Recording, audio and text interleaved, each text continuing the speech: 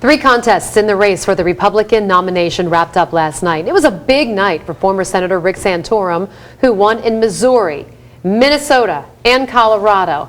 Now, the only problem is many voters may not realize that winning these caucuses really doesn't mean anything.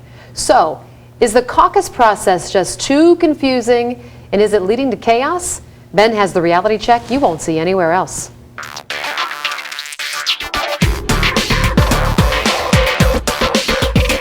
Let's begin, for example, with the chaos that took place in Nevada on Saturday. I heard from a lot of people, many of whom believe there was voter fraud in the way the caucuses were handled. Let's start with the confusion of a caucus over a primary.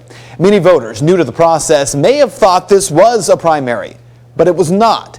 In a caucus, you have to show up at a specific time of day. The group then caucuses, and the whole voting process is over. In the case of one caucus held at Green Valley High School, the whole thing was held at 10:30 in the morning. But many voters believed that they could come in and vote, as in a primary, from 9 a.m. to 1 p.m. So, after the voting was over, many people were still coming in, but their votes were not counted.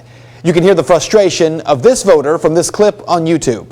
Because I'm a grandfather keeping care of grandkids at 9 o'clock in the morning, all right? And I couldn't get out the door. And it doesn't say that I couldn't vote before 10:15.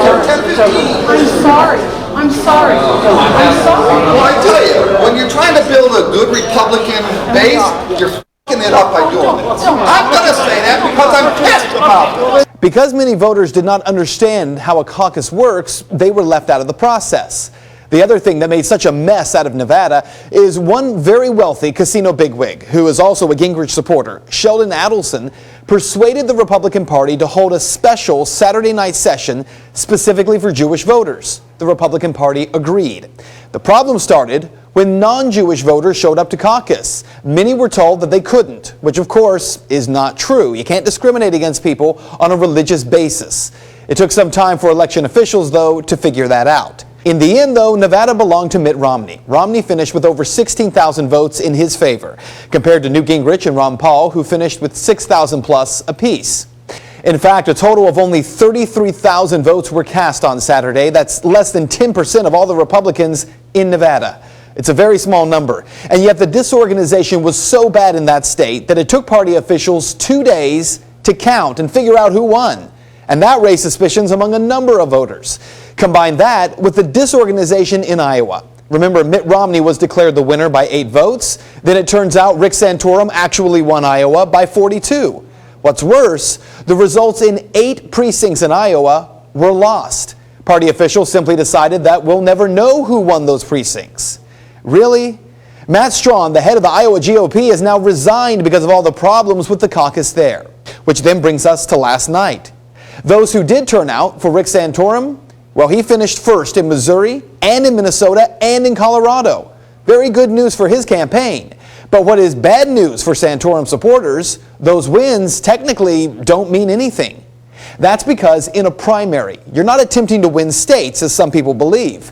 You're trying to win delegates. A delegate, a person who will go to the Republican National Convention in Tampa and will vote for the candidates there. Not one single delegate was awarded last night. Instead, the caucuses in Minnesota and Colorado were the very first step in the delegate selection process. I've told you before that it's the same way in Iowa. There were 28 delegates there to be awarded. Whether Santorum or Romney really came in first is a moot point, because what really matters, which candidate is picking up delegates. For example, according to sources in Colorado, this is what happened in Colorado in one county last night. In one precinct in Larimer County, the straw poll vote was 23 for Santorum, 13 for Paul, 5 for Romney, and 2 for Gingrich. There were 13 delegate slots, though, and Ron Paul got all 13. So here's what you need to know. I can't tell you why the caucus process still exists. It is confusing, and without question, when people show up to vote, as they did in Nevada, and they're told they can't because they missed the caucus, it turns off voters. When people vote for Rick Santorum in Missouri or Minnesota and then go home only to find out that the delegates selected are voting for Ron Paul, it disenfranchises voters. If the Republican Party is really interested in reaching out and expanding its base, you need to make the process clear, easy, and open. Not one that appears like voters are involved, only to find out that the candidate selection is being made by someone else. And that is Reality Check. What do you think?